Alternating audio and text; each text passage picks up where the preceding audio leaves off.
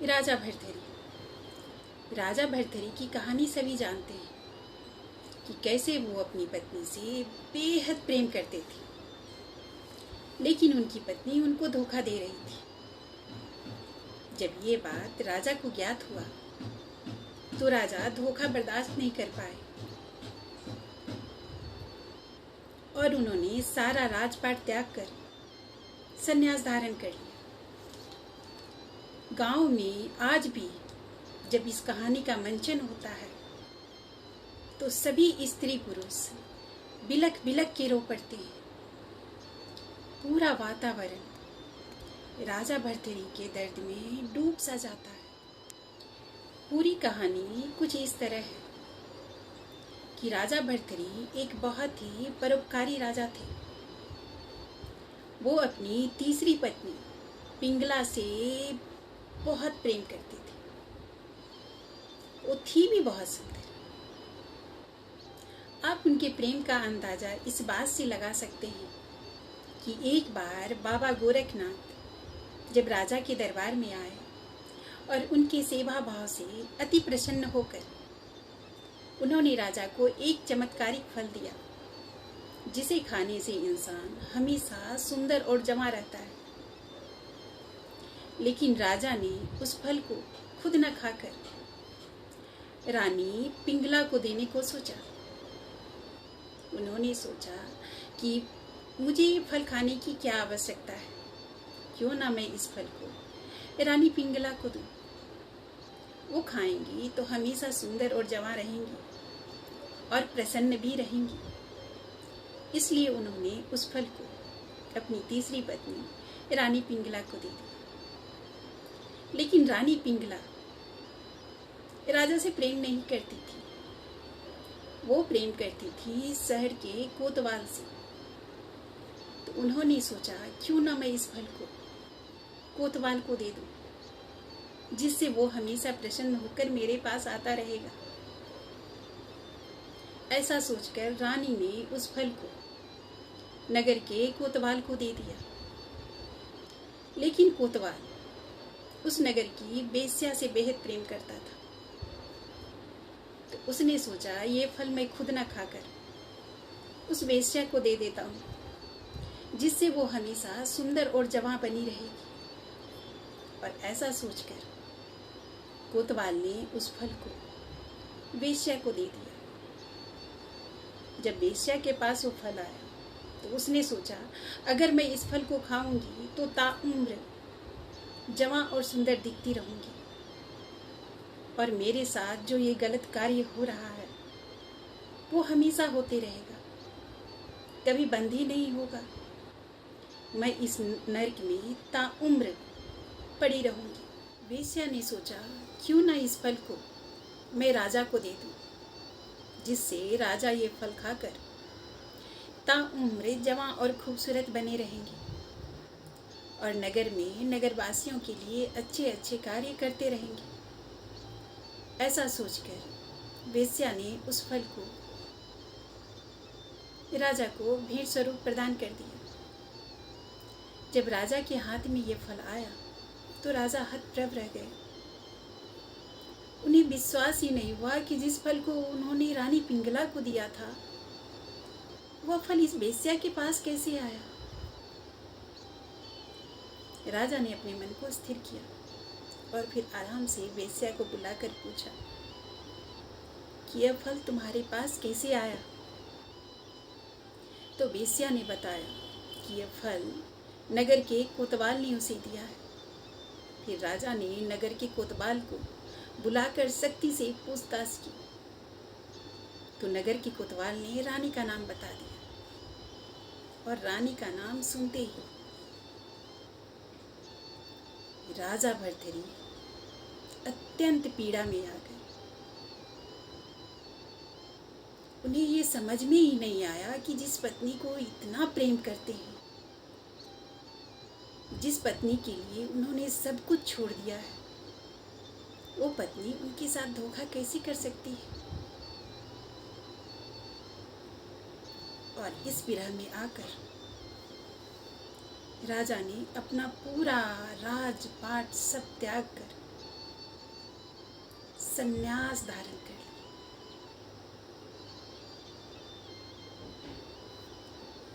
ली। उनका अपनी पत्नी से दिल टूटा तो कुछ भी अच्छा नहीं लगा और सब चीज ठुकरा कर वो एक जोगी बन गए। ये तो थी राजा भर्तरी की कहानी। अब आते हैं असली मुद्दे पर।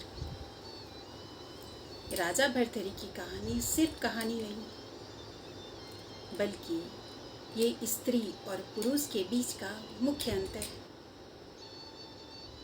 ये वो अंतर है जो कभी खत्म नहीं हो सकता है। ये अंतर स्त्री को स्त्री और पुरुष को पुरुष रहने पर विवश कर देती है। ये अंतर है स्वीकार और अस्वीकार का। जरा सोचिए, रानी पिंगला राजा भर्तरी की तीसरी पत्नी थी, यानी कि राजा भर्तरी 2 शादियां पहले भी कर चुके थे। जरा सोचें कि राजा भर्तरी ने जब दूसरी शादी की होगी तो उनकी पहली पत्नी को कितना कष्ट हुआ होगा, वो कितना पीड़ा में गई होंगी। 2-4 दिन तक तो उन्होंने अन्न ग्रहण भी नहीं किया होगा। लेकिन फिर क्या हुआ? क्या उन्होंने राजा भर्तरी को त्याग दिया? ऐसा नहीं हुआ। उन्होंने राजा भर्तरी को पत्नी सहित स्वीकार कर लिया, अपनी पीड़ा को सहन कर लिया, बर्दाश्त कर लिया और हर चीज स्वीकार कर लिया। फिर उन्होंने तीसरी शादी की।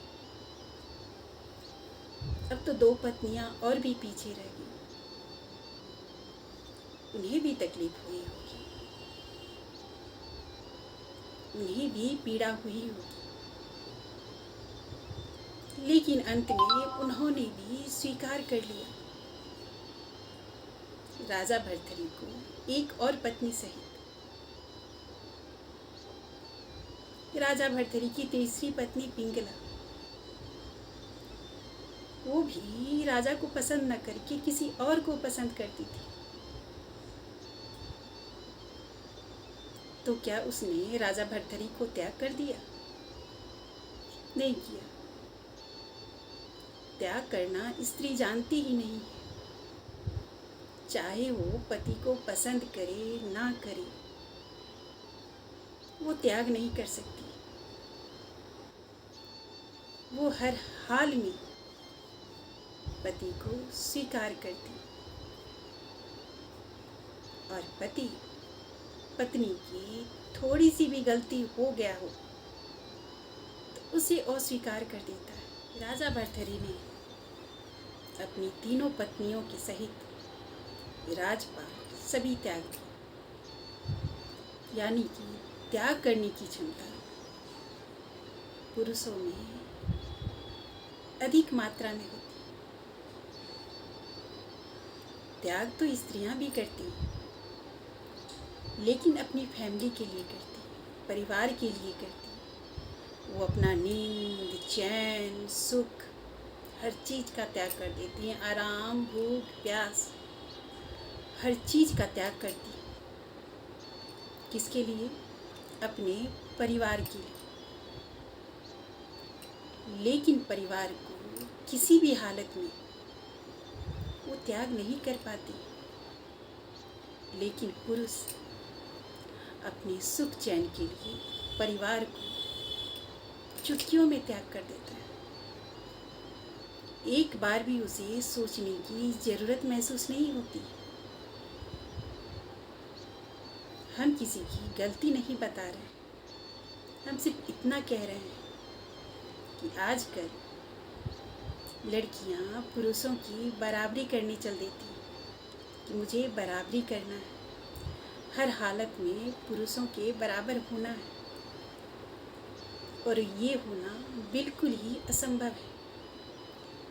वो पुरुषों के जैसा नौकरी कर सकती है, नौकरी के साथ घर संभाल सकती है, वो चांद पे जा सकती हैं, वो एरोप्लेन चला सकती हैं, वो नेवी में जा सकती है, वो कुछ भी कर सकती है।